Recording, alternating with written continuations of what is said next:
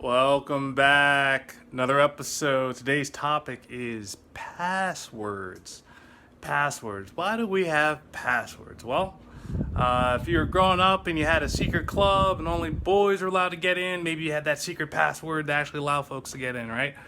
Maybe when you got a little bit older, you're working to get into a club, and maybe if you knew a special password, that was all you needed to jump to the front of the line to actually be able to get in, right?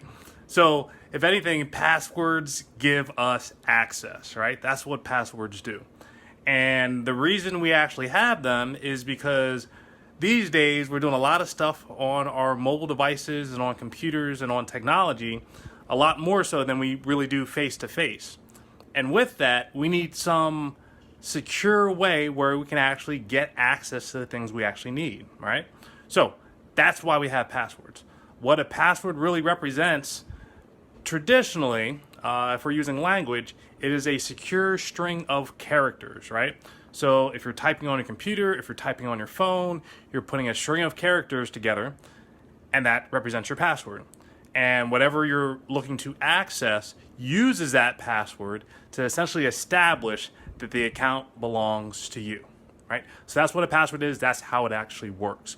Now, why do we actually have them? Well, we already talked about access, but that's not the only reason that we actually have them.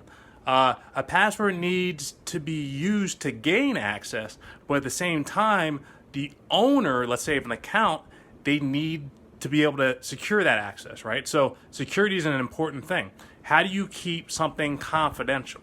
Well, if it's only something that you know, then it's very easy to make sure that other folks don't find out.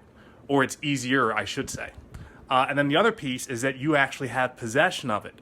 So if you have something that you know, you not only have control, you're able to secure it. So you determine when do you give it out to actually gain access, and when do you hold it close to your person and not give it out when you're keeping it secure, right? So those three pieces, the possession or control, the access, and the security, all come together for why we actually use passwords. Now, probably the first thing most folks think about is passwords are so old. Why do we still use passwords? Well, passwords essentially help us provide defense in depth. So security is all about making it more difficult for someone to, let's say, gain access or take something that does not belong to them. And so passwords are a piece of the approach. They're not the only approach, but they're a piece of the approach. Now, if you have an account, odds are you have something then more than just your password to get on. You also most likely have some type of user ID, such as an email address or a username. So that username helps identify, okay, this is you based on the user, and then the password essentially identifies your specific credentials. So what that does is that increases the complexity by giving you two pieces of information you need, not only a password, but your user ID. Now, a lot of systems work this way, but there are also a number of different alternatives out there. Some of which you're probably familiar with if you have any newer type of phone, such as, let's say, an iPhone that has facial recognition. So instead of actually having to use fingerprint recognition, which was in technology introduced a number of years back, using your fingerprint to identify yourself and as your password, you're using your face as your password. Now, the only challenges with this are facial recognition. I don't know how much more difficult it is to recognize you with a face mask on, but some phones may have had some issues or some problems with that. But in any case, they represent alternatives that you can also use as far as identification. Some other things you've probably seen are rolling cryptographic keys. These are the keys in maybe 6 digits that keep rolling. And when you actually log in, it also asks, okay, what's your rolling key number, like at this point in time? And then you actually have to put that in. That's actually something that you have or something you carry with you. You've probably also seen one-time passwords where you only use them one time and then they disappear, right? And then voice recognition. Voice recognition is also another form of recognition you could use most likely when you're on the phone. And those systems can actually match your voice with your profile. And then we already talked about your secure identifier or your username. Now, all these come together with various forms of, let's say, cryptography or signals that are encrypted when they're actually sent. But in the cases where I mentioned that there were alternatives, these are additional pieces of information that represent you, such as your fingerprint or your face or something about you that's passed along in a passage securely to get to essentially enable your access.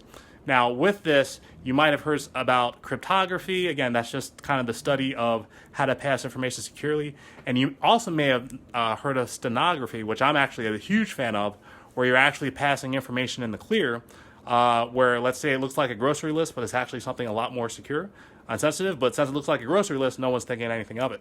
And that's the whole idea of just kind of blending into your surroundings and your environment. It's almost like camouflage to just look like everything else. But with all of those alternatives, you can only really have true security when you have defense in depth. So we talked about secure identifiers being matched with passwords. But if you have passwords, odds are you suffered one of these challenges at one point or another if you're not suffering from them now. And those challenges are remembering your passwords. How many times have you forgotten a password where just like you type something in, doesn't work. You type something else in, it doesn't work. And you just don't have a clue what that password is. Or what if you actually have to use a number of different passwords and you remember the password to one account, but you don't remember what the password is to the other account? Or what if you have to change your password and you're like, I got to remember a new password? Or what if you're actually trying to use your password, but it's like super complicated and like you type it in like you know it and you type it in, but you're not typing it in correctly. The passwords requirements become longer and make them more complicated, and you have to remember all this stuff. And then you had to figure out some way to share it, let's say with your wife or for your kids, to try to get them to use something. Or you got to keep them organized, or you got to ensure they stay secure. It's like how am I going to do all this stuff and make sure I'm safe online? Odds are everyone has suffered from one of those challenges. And these days it's becoming a bigger burden for many folks because everyone has so many accounts. There's so many passwords. What do you do? Well, folks have come up with solutions. They're not necessarily the best solutions, but folks start getting creative. So I know my grandmother, for instance, she loves writing her passwords down in a notebook. That way, anytime she gets on the computer, she brings that notebook and she looks up her password. The only challenging thing with that is if she ever loses her notebook, there go all her passwords. So that makes it very, very tough to write them down in a single place, because if you ever lose that, there are all your passwords, right? And then there's the idea of, oh, well, maybe I'll just keep a sticky note for this one account where I actually access that account. And then if anyone else finds it, well, all of a sudden the access has been compromised. Or what if you actually keep everything in a vault, right? Well, you also need to make sure you remember the combination to the vault. And you also need to have access to the vault. Because while the vault's great, let's say when you're home or you're at work, when you go somewhere else, it'd be great to have it in your pocket, right? But at the same time, if it's in your pocket, what if you lose it? It's in your pocket. So you got all these other solutions that are almost is like aggravating as, the challenges you have to face. And it's like, which one's going to work? So I have a solution for you. It's a solution that I've actually used for a number of different years, and it has allowed me to put my productivity on a scale that I could not have even imagined beforehand. When you start using something, you're not really sure how well it's going to work, but you start using it to such a capacity that if you ever lost it, your productivity will go down the drain. That's what happened to me when I started using a password manager. That's right, a password manager. Password managers take all the heavy lifting off your shoulders so that you can still be secure in everything you need to do with passwords, but you don't have to worry about remembering them. That's correct. There are solutions where you don't have to remember all the passwords that you have, which is tough, right? Especially if you have to deal with any of the challenges such as remembering what they are, changing them, making them more secure, ensuring that they stay secure, keeping them organized, like all those things. That's what password managers do, right? And they do it at a much higher level of efficiency than we do as humans, right? They're very good at remembering everything that you actually need, and they make it easy for you to access what you need to get access to. Now, the password manager that I choose to use is called LastPass. LastPass has been great because it addresses all of the challenges that I mentioned previously, and it puts everything together in a solution that instead of having all those individual solutions, such as having a notebook, having access to passwords via email, using a vault, and having something in your pocket, it combines all of those features into a service. So you can literally carry a mobile vault of all your passwords around in your pocket, accessible via your mobile phone with whatever form of access or, for your main vault password you actually choose to use. So if you choose to use facial recognition, my favorite, if you choose fingerprint recognition, you can securely and easily access your vault, right? And get to anything you need to as far as your passwords, right? So problem solved. And a lot of folks out there didn't even know it exists or don't know it exists, and they don't know what they're missing, because it's as easy as getting to a website with my fingerprint, right? Like, that's all it requires. Once my phone authenticates that it's me, I can use my fingerprint to get to the websites that I need to get to get the access that I need to get to, and it's right there on my phone. Now, for everything considered, I use LastPass for the fact that it is a secure solution that satisfies my needs to be able to access all of the various accounts that I have. Now, in my case, I think I might have anywhere between 800 and 1,000 accounts these days, all with their own unique passwords.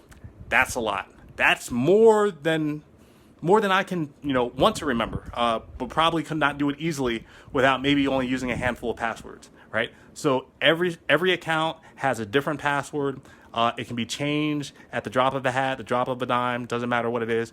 And the thing I like about LastPass is they offer both free and paid accounts. Paid accounts are if you actually want the mobile access and want to have the access on your phone, which I highly recommend. It's a very, very fair price for that. And then legacy options. Folks aren't thinking about estate planning. We just talked about asset protection not too long ago. If anything ever happens to you, what happens to your online presence? That's super important, right? If your family needs to be able to access bank accounts, records, all these various things, and everything that you have is within a few passwords that you keep in your head or in some notebook you forgot, and misplaced, LastPass provides a solution for that as well. They have an awesome feature for creating a legacy where if something ever happened to you, you could push your account to that of a loved one, a significant other, or someone that you trust. And that is incredibly important. That should be a part of your estate plan. If you don't already have it in place, highly encourage you to do so. So if you get anything from this lesson today, you want and need a password manager. I use LastPass. There are a number of different password managers out there. I can only give you feedback on what I've actually used. I told you why I appreciate and I enjoy LastPass, and I hope you enjoyed this lesson for today. So if you take any action, grab a password manager. It'll completely change and transform your life. Hope you enjoyed this lesson and can't wait to catch you on the next one. Bye.